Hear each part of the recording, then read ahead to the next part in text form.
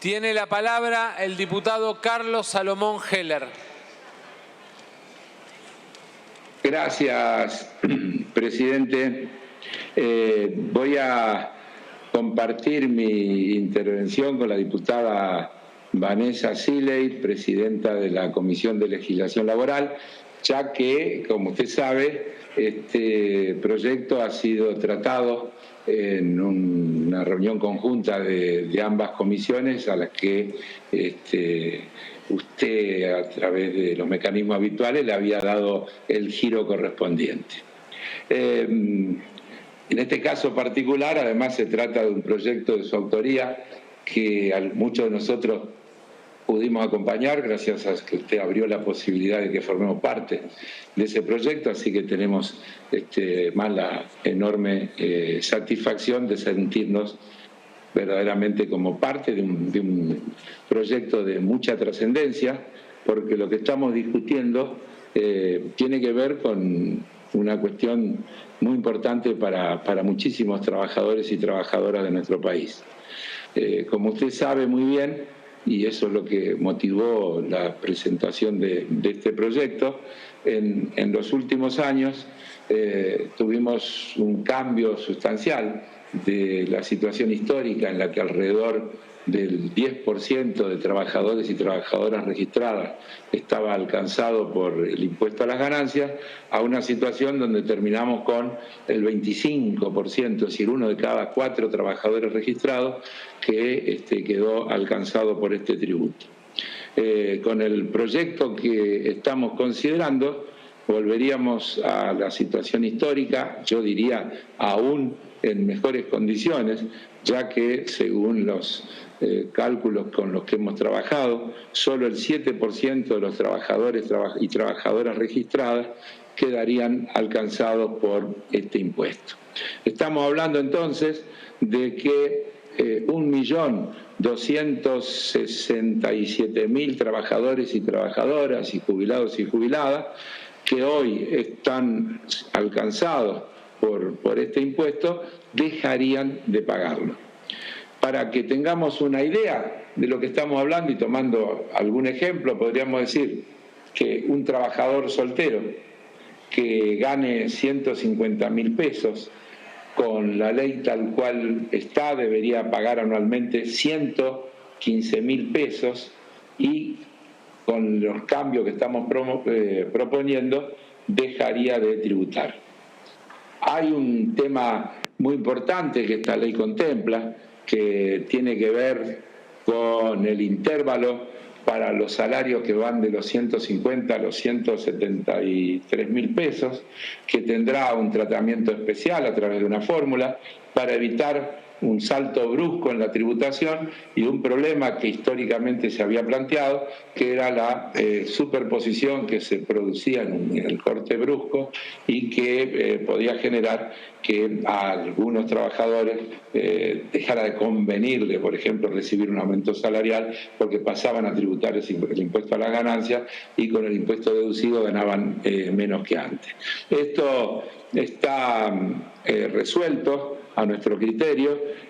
con este puente entre los 150 y los 173.000 pesos, que quiero referirme en particular porque generó bastante conversaciones, bastante debate cuando lo tratamos en la comisión. Estamos absolutamente convencidos de que con el criterio adoptado en el proyecto, este riesgo ha desaparecido y queremos apoyarnos para eso en una opinión autónoma, la de la Oficina de Presupuesto del Congreso, a la que en su momento en el tratamiento en la comisión le hemos pedido un informe en el que además nos ayudara a cuantificar el costo fiscal que tendría este proyecto. La Oficina de Presupuesto del Congreso emitió un informe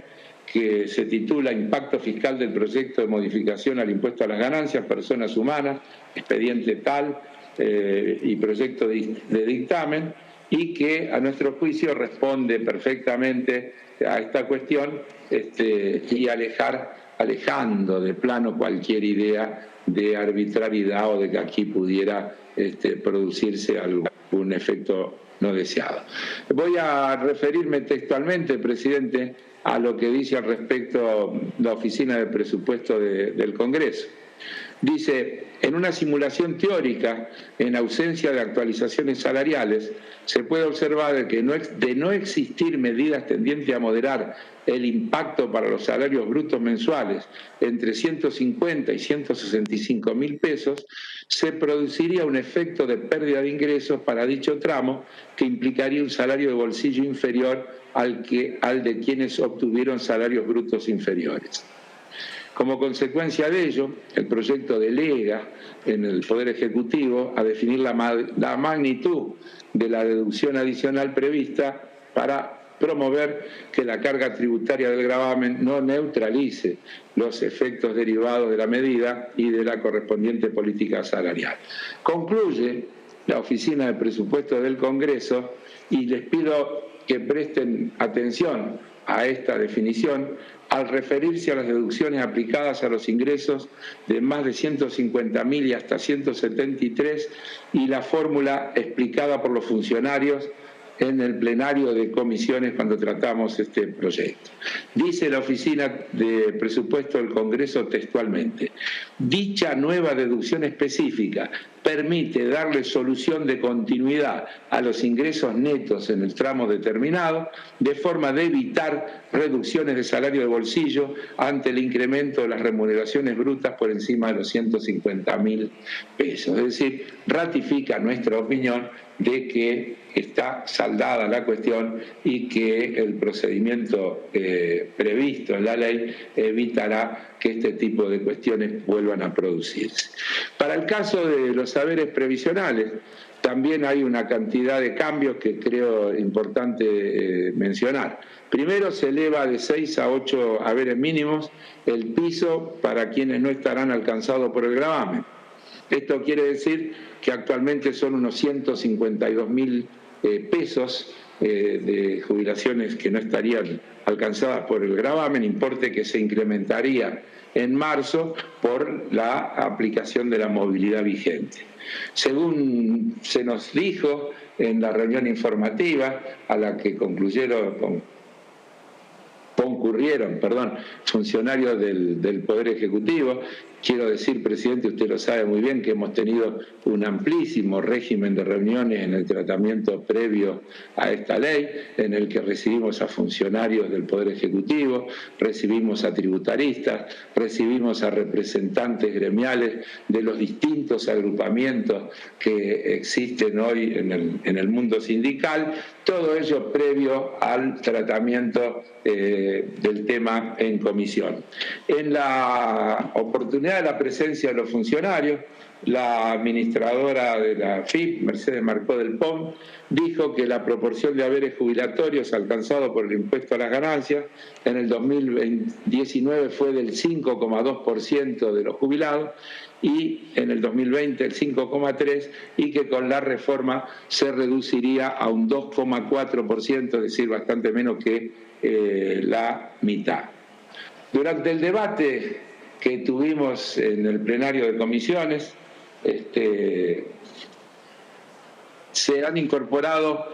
un conjunto de beneficios sobre los que quiero hacer alguna reflexión en particular. Respecto del aguinaldo, el artículo primero establece taxativamente la exención del sueldo anual complementario para sueldos de hasta 150.000 pesos brutos mensuales. Adicionalmente, se incorpora de manera expresa el haber para ratificar el beneficio para los jubilados. Complementariamente, se propone que este monto, al igual que el piso para pagar el impuesto de 150.000 pesos, se ajuste por el RIPTE, es decir, con lo cual uno podría decir que este 93% de trabajadores y este 2,4% de jubilados no aumentarían, porque el RIPTE va de la mano del aumento de los trabajadores registrados por convenio, y por lo tanto uno podría decir que estamos estableciendo un régimen por el cual solo un 7% de trabajadores y un 2,4% de los jubilados aportarían al impuesto a las ganancias. Otro cambio importante que tiene que ver con darle una perspectiva de género al proyecto que estamos tratando, es cambiar el concepto de cónyuge por el concepto de conviviente, con cualquiera de las formas que esa convivencia se plantea, en los términos del artículo 509 del Código Civil y Comercial.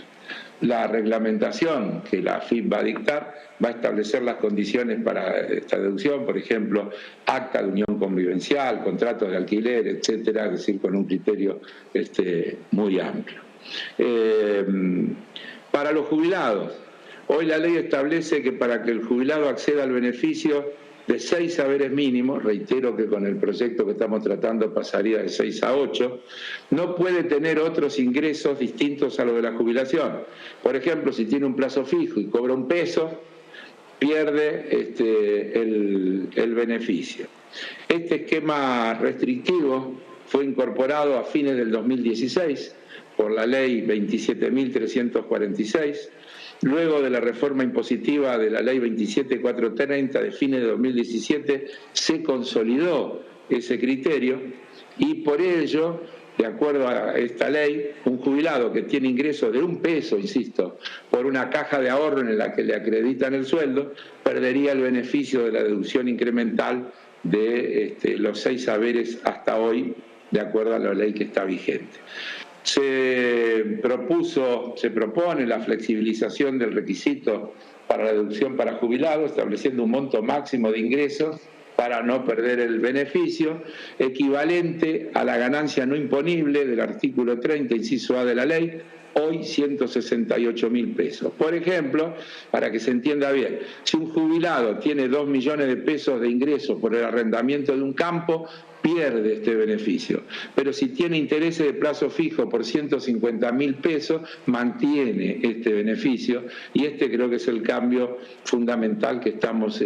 incorporando. Respecto de movilidad y viáticos, hoy la ley permite la deducción de gasto de movilidad con los límites que establezca la AFIP. Se propone consolidar un derecho adquirido de los trabajadores, incorporar la deducción de manera plena al texto de la ley a partir de lo expresado en los convenios colectivos de trabajo. Un pedido expreso que tuvimos, yo diría, de las distintas representaciones de los trabajadores,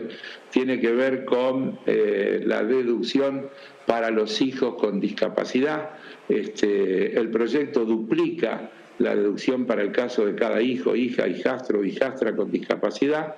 Actualmente la deducción por hijo o hija es de 78.833 pesos al año. Respecto del personal de salud, en mayo del 2020, en el contexto de la pandemia, el Congreso sancionó la ley 27.549, que dejó exenta del impuesto a las ganancias desde el 1 de marzo del 2020 hasta el 30 de septiembre de ese año, las remuneraciones devengadas en concepto de guardias obligatorias, activas o pasivas, y horas extras del personal de los sistemas de salud pública y privada. En el proyecto que estamos tratando hoy se prorroga hasta el 30 de septiembre de este año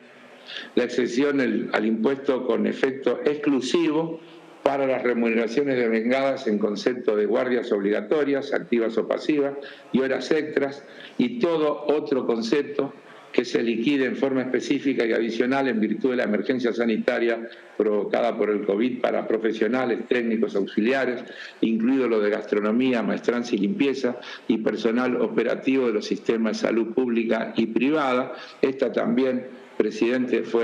usted le consta una modificación que fue solicitada por distintos diputados y diputadas y que también fue planteada por distintas representaciones sindicales.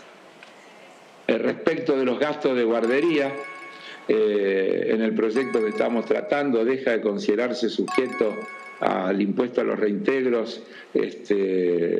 los contribuyentes con hijos de hasta 3 años de edad cuando la empresa no cuente con instalaciones para el servicio de guardería, y hasta el límite equivalente al 40% de la suma prevista en el inciso A del artículo 30 de esta ley. El 40% referido se aplica sobre los 168.000 anuales de deducción para este año, 40% que da un importe de 67.000 pesos anuales, es decir, unos 5.600 pesos por mes deducible de gasto de guardería. Se ratifica el concepto de beneficio de zona patagónica, que estaba claro, que lo explicamos, incluso yo lo expliqué personalmente por nota a algunos diputados y diputadas que me plantearon la duda, pero como seguía planteándose alguna duda, decidimos incorporar un punto en el que específicamente esto quedara claro. Y una cuestión fundamental de gran trascendencia, la retroactividad. El proyecto establece que esta ley es retroactiva al 1 de enero del 2021. Esto supone que ese 1.267.000 trabajadores y jubilados que van a dejar de pagar el impuesto van a recibir una devolución que estimamos superará los 10.000, 11.000 millones de pesos, que objetivamente significan una mejora en los ingresos reales de ese 1.267.000 trabajadores, trabajadoras, jubilados y jubilados, y que seguramente servirán a las políticas de reactivación, crecimiento, fortalecimiento del mercado interno, que definitivamente está en los ejes principales de las políticas públicas del Gobierno Nacional. La oficina del Congreso nos hizo una estimación de los costos fiscales del proyecto, que son cercanas, pero aumentan un poquito por todas estas incorporaciones que nos hemos planteado, y que estamos estimando en los 47.000, 48.000 millones de pesos. En resumen, y terminando, presidente, es un proyecto que tiene un impacto altamente positivo en un gran grupo de trabajadores, trabajadoras, jubilados y jubilados, y que quedan exceptuados en este caso del pago de este impuesto, y tendrá todas estos beneficios que dijimos. Esperamos que la unanimidad que tuvimos en el dictamen de comisiones se exprese en la misma unanimidad en el tratamiento que demos aquí en el recinto, y que esta ley, más allá de alguna disidencia particular sobre algún punto, aparezca como un ejemplo de un esfuerzo compartido de todo el espectro político que integra esta Cámara de Diputados, y que luego será seguramente tratado con el mismo criterio en los senadores, y que a la brevedad entonces pueda ser ley. Gracias, presidente. Este es el informe en lo que a mí respecta, y le daría la palabra a la diputada Vanessa Siles. Usted le dará la palabra, no yo, porque yo no doy la palabra, de acuerdo a lo que hemos acordado. Gracias, diputado Heller.